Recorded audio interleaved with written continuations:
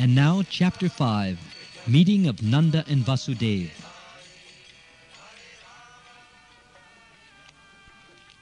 Although Krishna was the real son of Vasudeva and Devaki, because of Kamsa's atrocious activities, Vasudeva could not enjoy the birth ceremony of his son.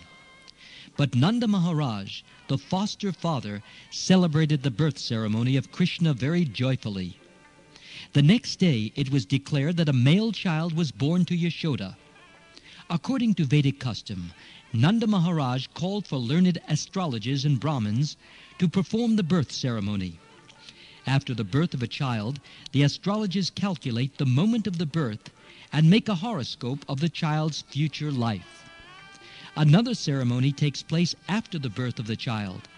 The family members take baths, cleanse themselves, and decorate themselves with ornaments and nice garments. Then they come before the child and the astrologer to hear of the future life of the child. Nanda Maharaj and other members of the family dressed and sat down in front of the birthplace. All the Brahmins who were assembled there on this occasion chanted auspicious mantras according to the rituals, while the astrologers performed the birth ceremony. All the demigods are also worshipped on this occasion, as well as the forefathers of the family. Nanda Maharaj distributed 200,000 well-decorated, dressed and ornamented cows to the Brahmins. He not only gave cows in charity, but hills of grains, decorated with golden bordered garments and many ornaments.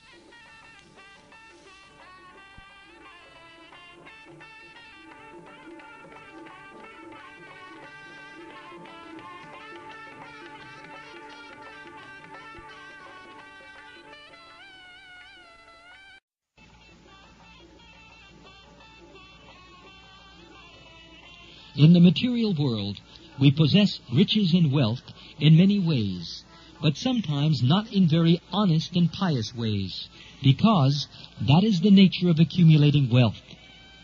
According to the Vedic injunction, therefore, one should purify such wealth by giving cows and gold in charity to the Brahmins.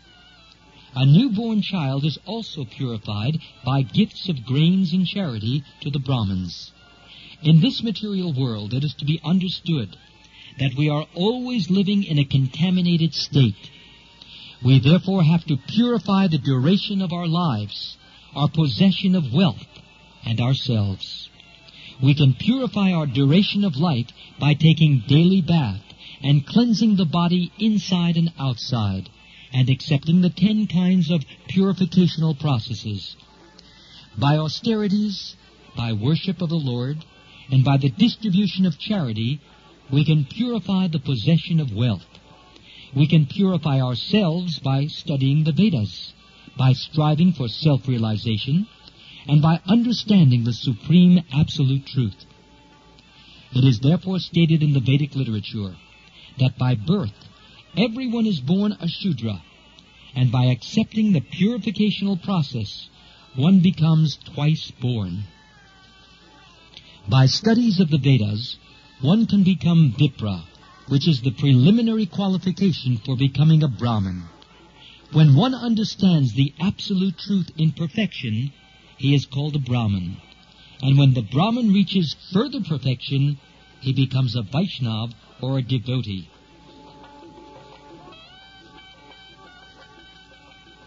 In that ceremony, all the Brahmins assembled began to chant different kinds of Vedic mantras to invoke all good fortune for the child. There are different kinds of chanting known as Sutta, Magda, Bandi, and Virudavali. Along with this chanting of mantras and songs, bugles and kettle drums sounded outside the house. On this occasion, the joyous vibrations could be heard in all the pasturing grounds and all the houses. Within and outside of the houses, there were varieties of artistic paintings done with rice pulp, and scented water was sprinkled everywhere, even on the roads and streets. Ceilings and roofs were decorated with different kinds of flags, festoons, and green leaves. The gates were made of green leaves and flowers. All the cows, bulls, and calves were smeared with a mixture of oil and turmeric, and painted with minerals like oxide, yellow clay, and manganese. They wore garlands of peacock feathers, and were covered with nice colored dresses and gold necklaces.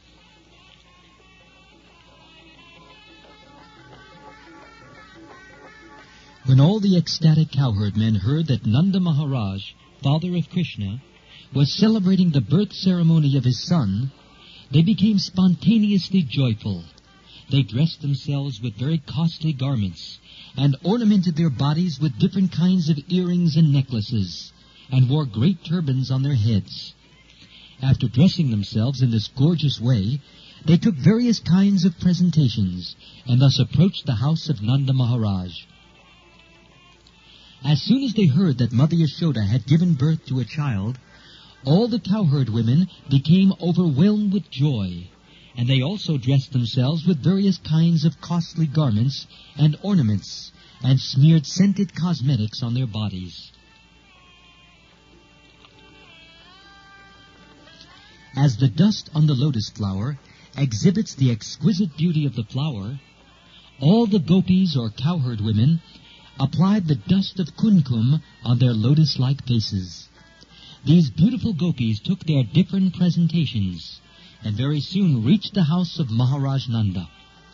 Overburdened with their heavy hips and swollen breasts, the gopis could not proceed very quickly towards the house of Nanda Maharaj, but out of ecstatic love for Krishna, they began to proceed as quickly as possible.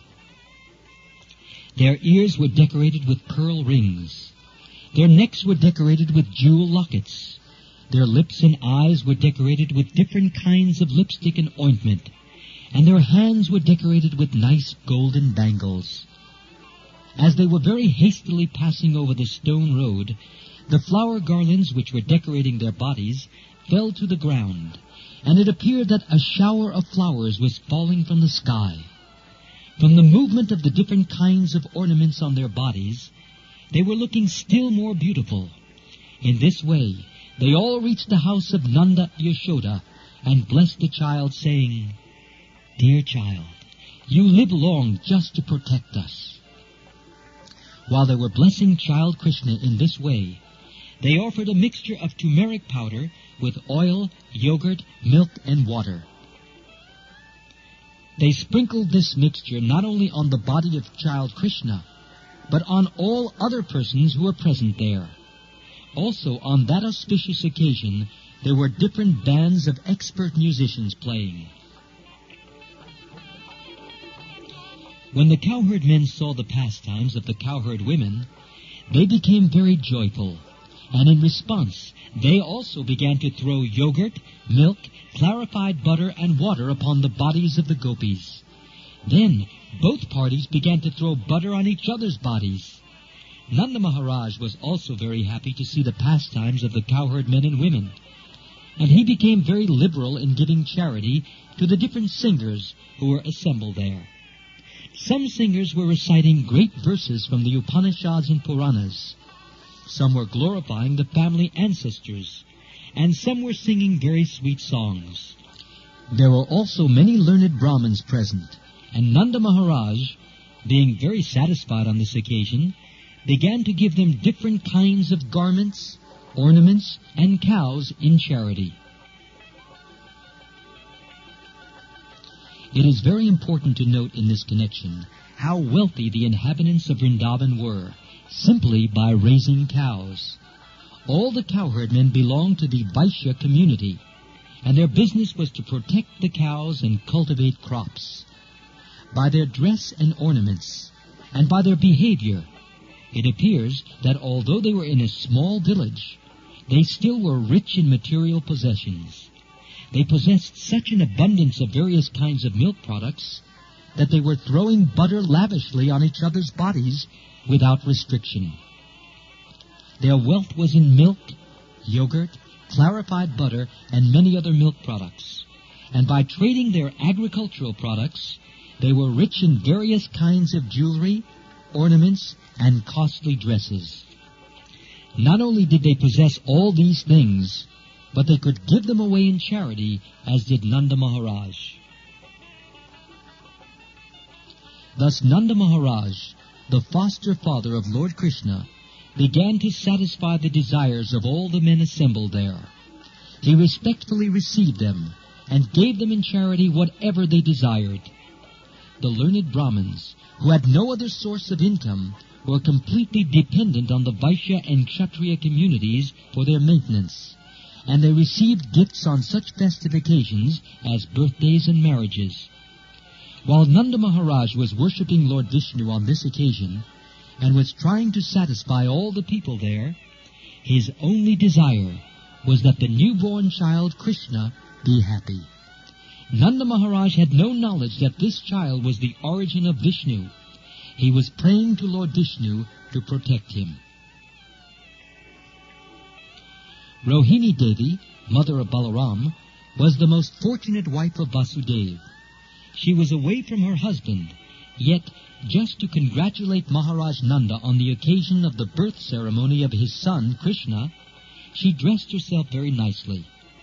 Wearing a garland, a necklace, and other bodily ornaments, she appeared on the scene and moved hither and thither. According to the Vedic system, a woman whose husband is not at home does not dress herself very nicely. But although Rohini's husband was away, she still dressed herself very nicely on this occasion. From the opulence of the birth ceremony of Krishna, it is very clear that at this time Vrindavan was rich in every respect. Because Lord Krishna took birth in the house of King Nanda and Mother Yashoda, the goddess of fortune was obliged to manifest her opulences in Vrindavan. It appeared that Vrindavan had already become a site for the pastimes of the goddess of fortune. After the birth ceremony, Nanda Maharaj decided to go to Mathura to pay the annual tax to the government of Kamsa. Before leaving, he called for the able cowherd men of the village and asked them to take care of Vrindavan in his absence. When Nanda Maharaj arrived in Mathura, Vasudeva got the news and was very eager to congratulate his friend. He immediately went to the place where Nanda Maharaj was staying. When Vasudeva saw Nanda, he felt that he had regained his life. Nanda, overwhelmed with joy, immediately stood up and embraced Vasudeva. Vasudeva was received very warmly and offered a nice place to sit. At that time, Vasudeva was anxious about his two sons, who had been put under the protection of Nanda without Nanda's knowledge. With great anxiety, Vasudeva inquired about them. Both Balaram and Krishna were the sons of Vasudeva. Balaram was transferred to the womb of Rohini, Vasudeva's own wife, but Rohini was kept under the protection of Nanda Maharaj. Krishna was personally delivered to Yashoda and exchanged with her daughter. Nanda Maharaj knew that Balaram was the son of Vasudeva, although he did not know that Krishna was also Vasudeva's son. But Vasudeva was aware of this fact and inquired very eagerly about Krishna and Balaram. Vasudeva then addressed him, "My dear brother, you are old enough and very anxious to beget a son, and yet you had none. Now, by the grace of the Lord, you are fortunate to have a very nice son. I think that this incident is very auspicious for you. Dear friend, I was imprisoned by Kamsa, and now I am released. Therefore, this is another birth for me. I had no hope of seeing you again, but by God's grace I can see you." Vasudeva then expressed his anxiety about Krishna. Krishna was sent incognito to the bed of Mother Yashoda, and after very pompously celebrating his birth ceremony, Nanda went to Mathura. So Vasudeva was very pleased and said, "This is a new birth for me." He never expected that Krishna would live, because all his other sons were killed by Kamsa. Vasudeva continued, "My dear friend, it is very difficult for us to live together. Although we have our family and relatives, sons and daughters, By nature's way, we are generally separated from one another. The reason for this is that every living entity appears on this earth under different pressures of fruitive activities. Although they assemble together, there is no certainty of their remaining together for a long time. According to one's fruitive activities, one has to act differently and thereby be separated. For example, many plants and creepers are floating on the waves of the ocean. Sometimes they come together, and sometimes they separate forever. One plant goes one way, and another plant goes another. Similarly, our family assembly may be very nice while we are living together, but after some time, in the course of the waves of time, we are separated. The purport of this expression by Vasudeva is this: although he had 8 sons born in the womb of Devaki, unfortunately, they were all gone. He could not even keep his one son, Krishna, with him. Vasudeva was feeling his separation, but he could not express the real fact. "Please tell me about the welfare of Vrindavan," he said. "You have many animals. Are they happy? Are they getting sufficient grass and water? Please also let me know whether the place where you are now living is undisturbed and peaceful."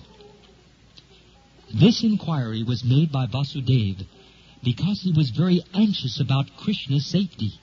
He knew that Kamsa and his followers were trying to kill Krishna by sending various kinds of demons. They had already resolved that all children born within 10 days of the birthday of Krishna should be killed. Because Vasudeva was so anxious about Krishna, he inquired about the safety of his residence. He also inquired about Balaram and his mother Rohini, who were entrusted to the care of Nanda Maharaj. Vasudeva also reminded Nanda Maharaj that Balaram did not know his real father. "He knows you as his father, and now you have another child, Krishna, and I think you are taking very nice care of both of them." It is also significant that Vasudeva inquired about the welfare of Nanda Maharaj's animals. The animals, and especially the cows, were protected exactly in the manner of one's children. Vasudeva was a Kshatriya or warrior, and Nanda Maharaj was a Vaishya or farmer. It is the duty of the Kshatriya to give protection to the citizens of mankind, and it is the duty of the Vaishyas to give protection to the cows. The cows are as important as the citizens. Just as the human citizens should be given all kinds of protection, so the cows also should be given full protection. Vasudeva continued to say that the maintenance of religious principles, economic development, and the satisfactory execution of meeting the demands of the senses depend on cooperation among relatives, nations, and all humanity. Therefore, it is everyone's duty to see that his fellow citizens and the cows are not put into difficulty. One should see to the peace and comfort of his fellow man and the animals. The development of religious principles, economic development, and sense gratification can then be achieved without difficulty. Vasudeva expressed his sorrow due to not being able to give protection to his own sons born of Devaki. He was thinking that religious principles, economic development, and the satisfaction of his senses were therefore all lost. On hearing this, Nanda Maharaj replied, "My dear Vasudeva, I know that you are very much aggrieved because the cruel king Kamsa has killed all your sons born of Devaki. Although the last child was a daughter, Kamsa could not kill her, and she has entered into the celestial planets. My dear friend, do not be aggrieved. We are all being controlled by our past, unseen activities. Everyone is subjected to his past deeds, and one who is conversant with the philosophy of karma and its reaction is a man in knowledge. Such a person will not be aggrieved at any incident, happy or miserable." Vasudeva then replied, My dear Nanda, if you have already paid the government taxes, then return soon to your place, because I think that there may be some disturbances in Gokul. After the friendly conversation between Nanda Maharaj and Vasudeva, Vasudeva returned to his home. The cowherd men, headed by Nanda Maharaj, who had come to Mathura to pay their taxes, also returned. Thus ends the Bhaktivedanta purport of the 5th chapter of Krishna, Meeting of Nanda and Vasudeva.